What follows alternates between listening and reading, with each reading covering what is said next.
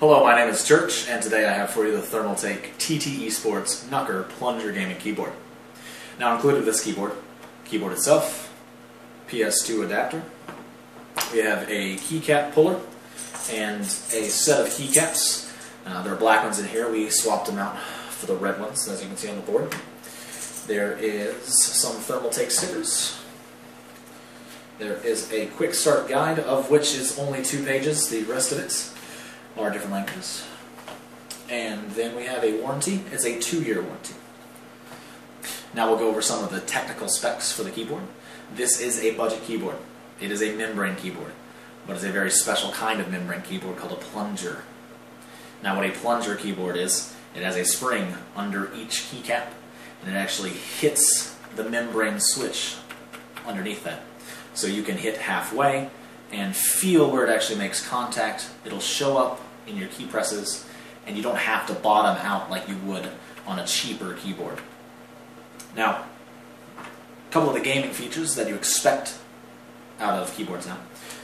Gold-plated USB, and it's actually gold on the inside, which is the part that matters.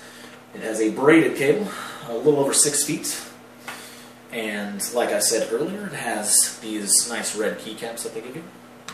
There is no Windows key on this side of the keyboard. There's only one over here. On this side there's a function key.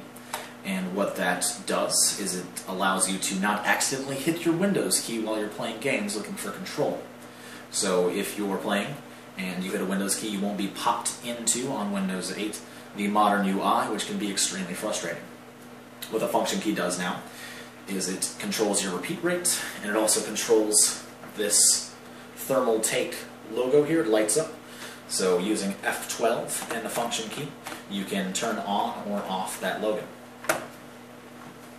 Now this keyboard is fairly standard. There are no media keys, no play, pause, stop, track forward, track backwards. There are no extra keys like Wi-Fi enabling, none of that kind of stuff. It's fairly standard, and like I said, it is a budget keyboard. Being that this is a budget keyboard, who exactly does it market to? It markets to people who are using very standard keyboards right now. We're talking Dell keyboards, Compaq, HP, Acer, Lenovo, the keyboards that came with your systems. This is a huge step up from that, and it's your step up into a mechanical keyboard. So this will not decimate your wallet. This is budget. It's very nice for the budget. And really it gives you a sense of what it will be like eventually when you do step into your first mechanical. Now I used this keyboard tonight for about 3 hours playing video games on it. And I'm coming from a keyboard that has Cherry MX blue key switches, and we'll put an annotation on my face for where we went over different kinds of Cherry MX key switches. And the difference was obviously notable. They are different. This is a membrane switch, so the keys wobble a little more. It doesn't have a click at the bottom, but it still has a tactile bump, and that's the part that I like. So the tactile bump is where you can actually feel it press. So I had no problem using this tonight. It didn't affect my gameplay any. It worked well. It was a good keyboard. So if you're in the market, if you're looking for a keyboard that is within your budget but is going to have the performance you'd like to have, you should definitely give Thermaltake and the TT eSports Knucker give it a go. It's a nice keyboard, and that's why we're featuring it here today.